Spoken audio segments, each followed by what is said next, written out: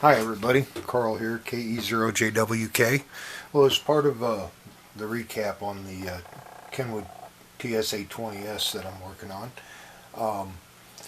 not that I'm that picky about the way the thing's going to look when it's done or anything like that. It's just one of these little side projects that, well, just to see if I can and how it'll turn out, I've decided to go ahead and try to restuff two of these old capacitors.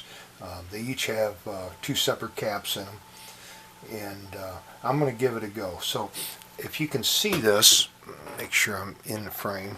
Okay, there is a heavy plastic coating that is over the top of this whole thing, and really if I'm going to do this, I want to do it without tearing things up too bad. So what I'm going to do is take a heat gun and heat this up.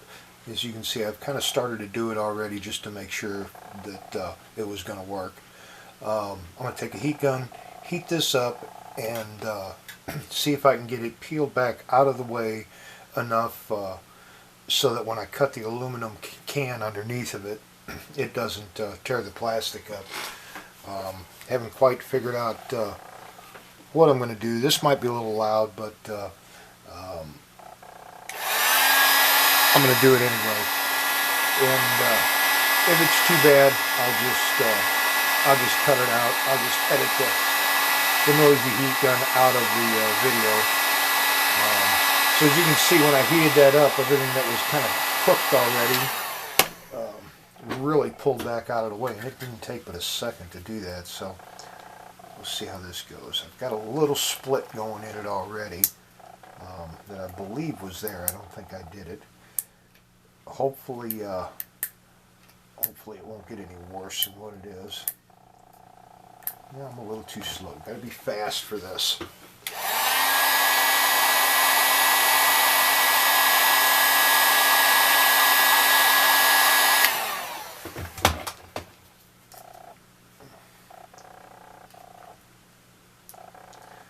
It's kind of like reacting like heat shrink tubing. So maybe it'd be pretty easy to deal with, and maybe if I do mess it up, maybe I can take a small band of large heat shrink tubing and recover the bottom area of this on the sides of this can if it does get messed up. But right now it looks like it's going to be all right. Okay, so I'm guessing that that the aluminum can itself is pretty thin stuff. Okay, there we go.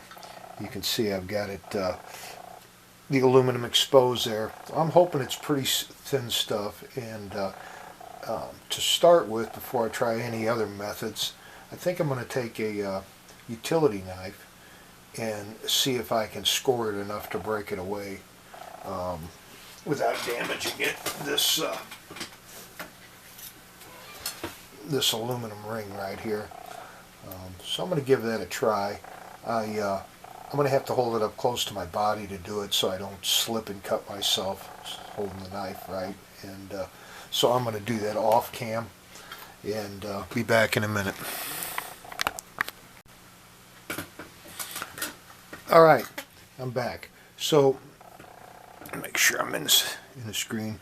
I scored this all the way around here. Like I said, I did it off cam so I could get this in close to my body, steady myself so I didn't cut my finger or the palm of my hand. So what I've done next is I've already started a spot here, if you can see it, and I've got some needle nose with very fine pointy tips on them there. I got it started underneath, and I'm just going to work my way around. And it seems to be lifting up. The aluminum this is made out of is actually a lot softer than I expected, and I'm sure the score is helping some too, but that's a good thing. It's thin and fairly soft. It'd just be a little bit time consuming to get that all worked up. So my my plan right now, and it could change depending on how things go, is I'm gonna work that lip up all the way around. Try to remove the contents of the can, and then I've got a deburring tool. I'll run around there and get all the sharp edges off, put the new capacitors in, take the heat gun and heat that back over the top of it. I'll probably have to use a little hot glue to hold stuff in place also, but so far so good. It seems like my initial idea here was going to work. You know, I've watched some videos on doing this online, and there's several different styles of these cans, and although I've seen some that look like they worked okay, it just none of them really were this same can. It's all about the same thing, you know. But like I said, I want to try to preserve this that outer plastic on this if I can without tearing it up too bad. So I'm going to proceed, and we'll be back in a minute and see how I did. Alright, it seems like once I got a wide enough spot started there where I could get the needle nose in on an angle instead of perpendicular, a little more parallel to the lip, it's going pretty good. Just working my way right around. I'll more than likely have to go around a couple times to get it turned up all the way out of the way, to get the innards out. But I thought I'd just give you a little peek at how this was going,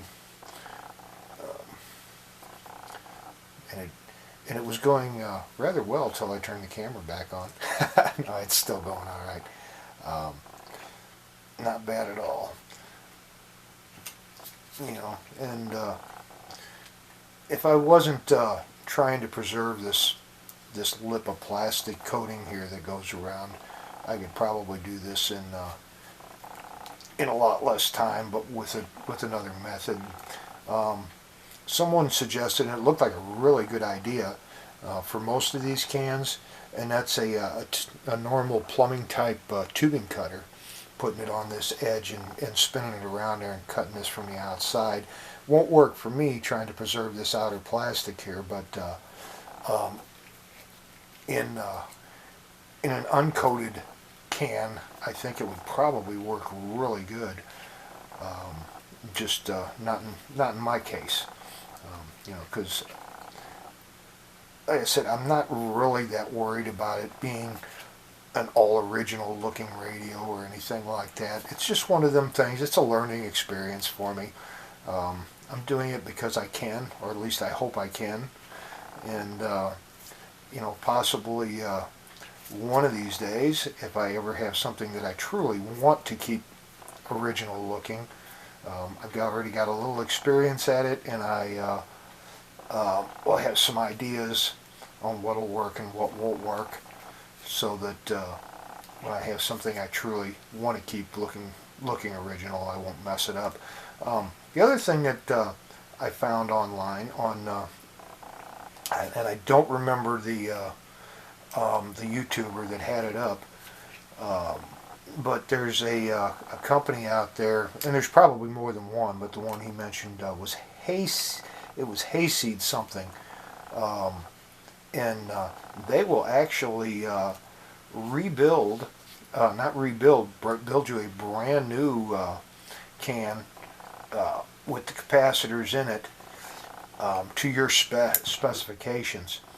And he had ordered one for a customer's radio. They did a fine job. Well, first time around, they sent it out to him the first time with a cardboard covering. He had a really tight spot it had to go in. The original did not have any covering, just the metal can. And they sent him his brand new one out with a cardboard cover on it. And so he called him or emailed him, whatever, and told him, you know, that it made it too big to go in the spot, and he didn't. That's not the way he had ordered it. And they confirmed that he ordered it without, and sent him a brand new one that was actually to his specs without the cardboard on it, which I thought was, you know, a great way to do business. Stand by what you sell. Um, but so they are available. I mean, you can, if you have something that's obsolete, you can get one that is a close match. Um, looks pretty much original. I know the one he got and showed was, except for a high polish, it looked identical to the one he took out. It had the twist tabs on it in the proper places, the proper terminals and everything. And it wasn't that crazy expensive. I think he said it was, it's a lot of money for a cap, but I think he said it was $30 or right around that. I am almost there. This side actually started to lift out when I pulled on it a little bit more, getting this lip out of the way on the opposite side over here, and might be in business.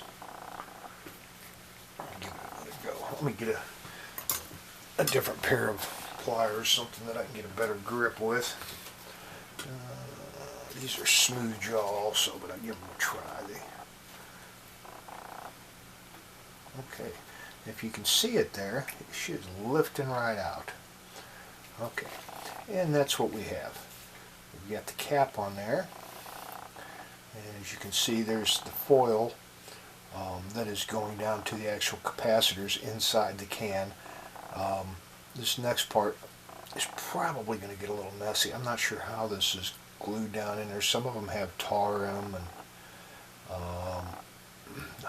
I'm looking down in along the side here under my magnifier light, and I'm not seeing any tar. If there is, it's way down in the bottom.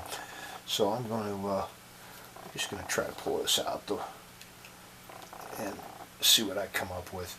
I'll be right back. I need to do this over a waste can so I don't make too big a mess. All right, I'm back. So here's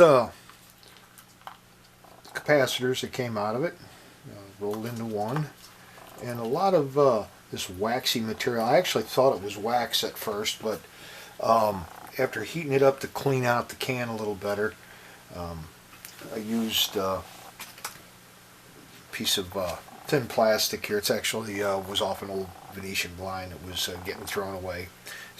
Got most of it out fairly easy with just slight warming of the can with a heat gun, and trying to clean the rest of it out. Heated the can up pretty hot to the point where it started, as you can see, it started to split the coating a little bit. Didn't really mean to get it that hot.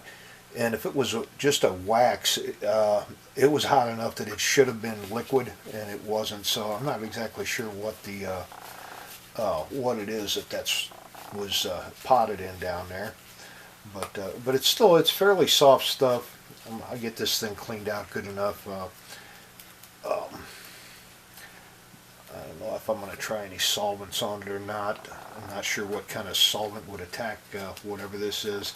I've got some of it here. Maybe I'll take a little outside and try a couple different things on it, just so I can get the can cleaned out a little better. If I don't, I guess it really doesn't matter. But anyway, all going well. Popsicle stick, paper towel, piece of plastic, heat gun. Cleaning out pretty well. You probably can't really see down in there. There's probably not enough light. Maybe if I get it back out here. But it's cleaning out rather well. Here is the cap that was there. The foil leads, a couple little protectors. I saved all that in case I want to use any of it there when I'm putting it back together. But there it is, cleaned out. I'm still going to deburr this edge here, and probably I haven't decided whether I'm going to go ahead and cut that the part that was rolled over off, or try to put it back down. I don't know. Might be a little trial and error there. Anyway, let me finish cleaning this up and be back in a little bit. All right. I'm going to have to rename this this video as instead of repacking can capacitors, almost repacking can capacitors. So as far as cleaning out the wax-like adhesive, whatever it is that was in here, I resorted to my old friend WD-40. Before I thought I'd give it a whirl before I tried anything more aggressive. I learned a long time ago about WD-40. It dissolves a lot of different adhesives, and you know, it's pretty inert, not high chemical smell, and it's like 18 or 19 degrees outside, so I didn't want to use anything with a lot of fumes in the house, so I would have had to go outside. So I thought, well, I'll just give the WD a try first, and it worked excellent. A couple squirts down in there, swished it around, let it set for a few minutes, took a paper towel and a popsicle stick, and it cleaned it right out. It was great. Okay, so the next part of this little project should be placing these two new caps inside this, and I thought I had two that were small enough, and it turns out they're just not quite small enough to go down in there. So I'm going to revert back to plan A, and that is mounting the caps into the old clamp. I might even try to cover them with some heat shrink or something, but I'll hot glue them together probably and remount them in the old clamps, put them back in the radio. I'll save the repacking the can project for after I find a couple of correct value caps that will actually fit inside the can. You know, I was kind of taking a guess on the interior dimensions of this when I went and found the replacement caps. I guess the material's a little thicker than I thought. At that time, I actually thought this was just a paint on here. I didn't realize. So this heavy black plastic material that covers the can almost doubles the thickness of what I expected it to be. So it won't quite fit. I'll save that project for another day. I'll bag it up, put it in my, I've got a box for everything that related to this Kenwood 820. I'll put it in there, and somewhere down the line I'll get back to that. Shouldn't be a big deal though once I find something that'll actually fit. I've salvaged this real nicely. Excuse me. It'll just be a matter of putting the proper leads on the negative and positive terminals, putting it back in the clamp, and reinstalling it. So, but that'll be another day. Sorry I wasn't able to complete the whole project for you, but it is what it is. And as far as quickly picking up electronics, I'm about 60 miles from the closest place around. So as far as electronic parts go. So that's not happening today, especially with bad roads, cold temps, what have you. So I'm going to get back to the TS820 video. We'll pick this up later at a later date sometime. Thanks for watching. Hit the like and subscribe button if it was interesting to you at all.